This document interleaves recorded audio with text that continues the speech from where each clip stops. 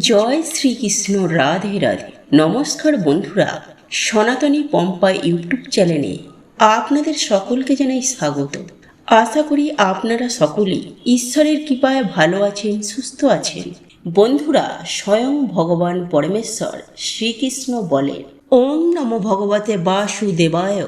জয় শ্রীকৃষ্ণ, রাধে রাধে। বন্ধুরা, আজ 26শে নভেম্বর মঙ্গলবার, আর আজকের দিনেই সম্পূর্ণ হচ্ছে উৎপন্না একাদশী। বন্ধুরা, যদি এই একাদশী পালন করতে পারেন তাহলে খুবই ভালো, আর যদি কোনো কারণে এই একাদশীর ব্রত পালন করতে না পারেন তাহলে সেক্ষেত্রে বন্ধুরা আজকের দিনে উৎপন্না একাদশীর ব্রত কথাটি শ্রবণ করে ভগবান শ্রী বিষ্ণু ও মা লক্ষ্মীর উদ্দেশ্যে যদি একটি প্রদীপ প্রজ্বলন করতে পারেন তাতেও এই একাদশীর পূর্ণ ফল অনেকাংশেই লাভ করা যায়।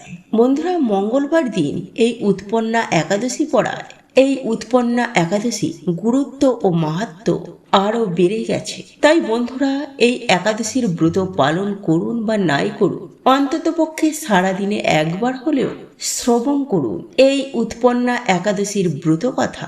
বন্ধুরা, আপনারা যতবার এই একাদশীর ব্রত শ্রবণ করবে ততবার ভগবান শ্রী বিষ্ণুর কৃপায় আপনি পরম শান্তি লাভ করবেন এবং আপনাদের জীবনেও সুখ শান্তি উৎপন্ন হবে।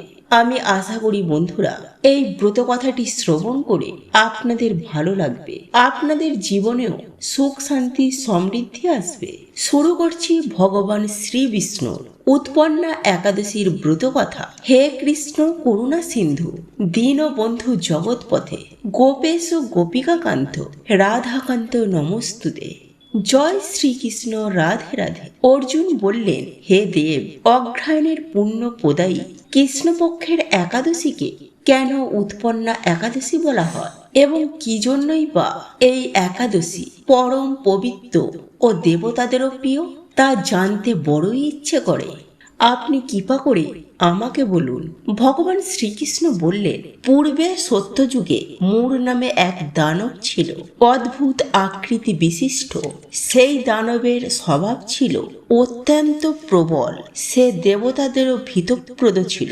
যুদ্ধে দেবতাদের এমনকি স্বর্গরাজ্যে ইন্দ্রকে পর্যন্ত পরাজিত করে স্বর্গ থেকে বিতাড়িত করেছিল। এইভাবে দেবতারা পৃথিবীতে বিচরণ করতে বাধ্য হয়েছিল। তখন দেবতারা মহাদেবের কাছে গিয়ে নিজের সমস্ত দুঃখ সবিস্তারে জানালেন। শুনে দেবাদিদেব মহাদেব বললেন, হে দেবরাজ, যেখানে শরণাগত বৎস জগন্নাথ গরুধ্বজ বিরাজ করছেন তোমরা সেখানে যাও। তিনি আশ্রিতদের পরিত্রাণকারী, তিনি নিশ্চয়ই তোমাদেরকে মঙ্গল বিধান করবে। দেবাদিদেব মহাদেবের কথা মতো দেবরাজ ইন্দ্র দেবতাদেরকে নিয়ে ক্ষীর সমুদ্রের তীরে গমন করলেন। জলে সহিত শ্রী বিষ্ণুকে দর্শন করে দেবতারা হাত জোড়ো করে তার স্তব করতে লাগলেন। কিছুক্ষণের মধ্যেই নিজ নিজ দৈন্য ও দুঃখের কথা তারা ভগবানকে জানালেন। ইন্দ্রের কথা শুনে ভগবান নারায়ণ বললেন, হে ইন্দ্র, সেই মরু দানব কি রকম, সে কেমন শক্তিশালী তা আমায় বলো। ইন্দ্র বললেন, হে ভগবান, প্রাচীনকালে ব্রক্ষ বংশে তাল জঙ্ঘা নামে অতি পরাক্রমী এক অসুর ছিল।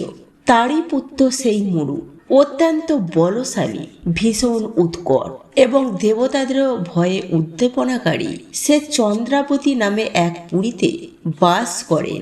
স্বর্গ থেকে আমাদেরকে বিতাড়িত করে তার স্বজাতি কাউকে রাজা, কাউকে অন্যান্য দিকে প্রতিষ্ঠিত করে। এখন দেবলোক সম্পূর্ণ অধিষ্ঠান করেছে। তার প্রবল প্রতাপে আজ আমরা পৃথিবীতে বিচারণ করছি। দেবরাজ ইন্দ্রের কথা শুনে ভগবান দেব বিদ্রোহীদের অত্যন্ত ক্রোধান্বিত হলেন। তিনি দেবতাদের সঙ্গে চন্দাপুরীতে গেলেন। সে দৈত্যরাজ শ্রী নারায়ণকে দর্শন করে পুনঃ পুনঃ গর্জন করতে লাগলো। দেবতা ও অসুরের মধ্যে তুমুল যুদ্ধ শুরু হয়ে গেল। যুদ্ধে দেবতারা পরাজিত হয়ে এদিকে ওদিকে পালিয়ে গেল। তখন যুদ্ধক্ষেত্রে শ্রী নারায়ণকে একা দেখে সেই দানব তাকে দাঁড়াও দাঁড়াও বলতে লাগলো। শ্রী ভগবানও ক্রোধে গর্জন করে বললেন, হে দুরাচার দানব, আমার বাহুবল দেখ। এই বলে অসুর কক্ষীয় সমস্ত যোদ্ধাদের দিব্যবাণের আঘাতে নিহত করতে লাগলো। তখন তারা প্রাণ ভয়ে নানান দিকে পালাতে লাগলো। সেই সময়ে নারায়ণ দৈত্য সেনাদের মধ্যে সুদর্শন চক্র নিক্ষেপ করলেন। ফলে সমস্ত সৈন্য ধ্বংসপ্রাপ্ত হল। একমাত্র মূর অসুরই জীবিত ছিল। সে অস্ত্র যুদ্ধে নারায়ণকে পরাজিত করল। তখন নারায়ণ দৈত্যদের সাথে বাহুযুদ্ধে লিপ্ত হলেন। এইভাবে দেবতাদের হিসাবে 1000 বছর যুদ্ধ করেও ভগবান তাকে পরাজিত করতে পারলেন না। তখন শ্রী হরিবিশেষ চিন্তান্বিত হয়ে বদটিকা আশ্রমে গমন করলেন। সেখানে সিংহাবতী নামে একটি গুহা আছে। এই গুহাটি এক দ্বার বিশিষ্ট এবং 12 যোজন অর্থাৎ 86 মাইল বিস্তৃত। ভগবান বিষ্ণু সেই গুহার মধ্যে শয়ন করলেন। সেই দৈত্য তার পিছন পিছন ধাবিত হয়ে গুহার ভেতরে প্রবেশ করল। সে বিষ্ণুকে নিদ্রায় বুঝতে পারল। তখন অত্যন্ত আনন্দিত হয়ে গোপনে শুয়ে আছে। এখন আমি তাকে অবশ্যই বধ করব। দানবের এই রকম চিন্তার সঙ্গে সঙ্গে শ্রী বিষ্ণুর শরীর থেকে একটি কন্যা উৎপন্ন হলো। আর এই কন্যাই হলো উৎপন্না। তিনি রূপবতী, সৌভাগ্যশালী, দিব্য অস্ত্র শাস্ত্রধারিণী, বিষ্ণু তেজস্ব সম্ভাবনা বলে মহাপরাক্রমী শীল ছিলেন। দৈত্যরাজ সেই স্ত্রী রূপিণী দেবীর সাথে তুমুল যুদ্ধ শুরু করলো। কিছুকাল যুদ্ধের পর দেবীর তীব্র তেজ অসুর ভস্মীভূত হয়ে গেল।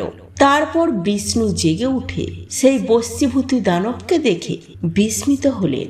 এক দিব্য কন্যাকে তার পাশে হাত জোর করে দাঁড়িয়ে থাকতে দেখলেন। বিষ্ণু বললেন, হে মহাপরাক্রমী উর্গ মূর্তি, এই মূঢ় দানবকে কে বধ করল? যিনি একে হত্যা করেছেন তিনি নিশ্চয় প্রশংসনীয় কর্ম করেছেন।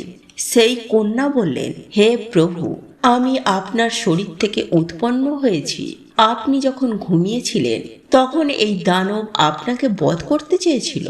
আপনাদের কৃপাতে আমি তাকে বধ করতে পেরেছি। এ কথা শুনে ভগবান বললেন, আমার পরাশিক্ত তুমি একাদশীতে উৎপন্ন হয়েছ, তাই তোমার নাম হবে উৎপন্না একাদশী। আমি এই ত্রিলোকে দেবতাদের এবং ঋষিদের অনেক বর প্রদান করেছি। হে ভদ্রে, তুমিও তোমার মন মতো বর প্রদান করো। আমি তোমাকে তা প্রদান করব। তাই তার নাম হবে একাদশী। একাদশী বললেন, ত্রিভুবন সর্বত্র আপনার কৃপায় সর্ববিঘ্ন বিনাশকারী ও সর্বদায়িনী রূপে যেন পরম পূজ্য হতে পারি, এই বিধান করুন। আপনার প্রতি ভক্তি বশত যারা শ্রদ্ধা সহকারে আমার ব্রত উপবাস করবে তাদের সর্বসিদ্ধি লাভ হবে, এই বর প্রদান করুন। ভগবান বিষ্ণু বললেন, হে কল্যাণী, তবে তাই হোক। উৎপন্না নামে প্রসিদ্ধ তোমার ব্রত পালনকারীর সমস্ত ইচ্ছা পূর্ণ হবে। তুমি তাদের সকল মনোবাসনা পূরণ করবে, এতে কোনো সন্দেহ নেই। তোমাকে আমার শক্তি বলে মনে করি, তাই তোমার ব্রত পালনকারী সকলে আমারই পূজা করবে। এর ফলে তারা মুক্তি লাভ করবে। তুমি হরিপ্রিয়া নামে জগতে বিখ্যাত হবে। তুমি ব্রত পালনকারীর শত্রু বিনাশ, পরম গতি দান এবং সর্বসিদ্ধি প্রদান করতে সক্ষম হবেন। ভগবান বিষ্ণু এইভাবে উৎপন্না একাদশীকে বর দান করে অন্তর্হিত হলেন। সমস্ত ব্রতকারী দিবারাত্রি ভক্তি পরায়ণ হয়ে এই উৎপন্না একাদশীর উৎপত্তির কথা শ্রবণ কীর্তন করলে শ্রীহরির আশীর্বাদ লাভে ধন্য হবে।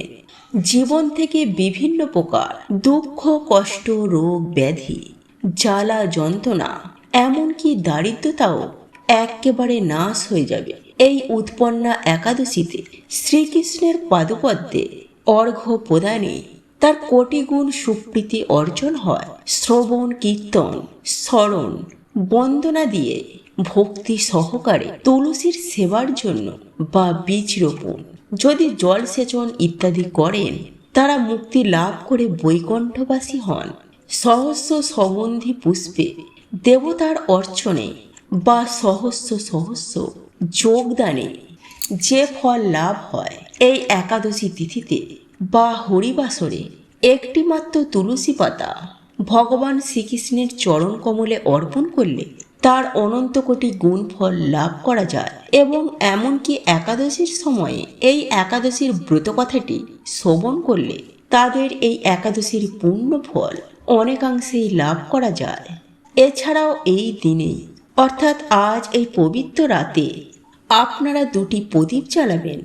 আপনাদের পক্ষে যদি সম্ভব হয় তাহলে আপনারা ঘিয়ের প্রদীপ জ্বালাতে পারেন, নতুবা তিলের তেলের প্রদীপ জ্বালাতে পারেন। আর একান্তই যদি ঘি বা তিলের তেলের প্রদীপ জ্বালাতে না পারেন তাহলে আপনারা সরিষার তেলের প্রদীপ জ্বালাবেন এবং ওই প্রদীপের তেলের মধ্যে সামান্য পরিমাণে কর্পূর গুঁড়ো করে মিশিয়ে দেবেন। বন্ধুরা, এই দুটি প্রদীপের মধ্যে একটি প্রদীপ আপনার সদর দরজায় দেবেন এবং অপর একটি প্রদীপ আপনার বাড়ির ছাদের ঈশান কোণে দেবেন। হ্যাঁ বন্ধুরা, এই প্রদীপটিকে আকাশ প্রদীপ বলা হয়। এই আকাশ প্রদীপ আজকের দিনে যে দান করবে সেই গৃহে স্বয়ং পরমেশ্বর ভগবান শ্রীকৃষ্ণ অবশ্যই আসবেন। বন্ধুরা, আজকের এই ভিডিওটি যদি আপনাদের পছন্দ হয়ে থাকে তাহলে ভিডিওটি লাইক করুন, কমেন্ট করুন এবং বন্ধুদের সাথে শেয়ার অবশ্যই করুন। মনে রাখবেন, আপনার একটি শেয়ার অনেক মানুষকে উপকৃত করতে পারে। আপনি যদি সনাতনী পম্পা ইউটিউব চ্যানেলে এখনও পর্যন্ত নতুন হয়ে থাকেন তাহলে চ্যানেলটি অবশ্যই সাবস্ক্রাইব করবেন এবং পাশে থাকা নোটিফিকেশন বেল আইকনটি ক্লিক করবেন। এইরূপ নিত্য নতুন ভিডিও সবার আগে দেখার জন্য ঈশ্বর আপনার মঙ্গল করুন। আপনি সুস্থ থাকুন, ভালো থাকুন।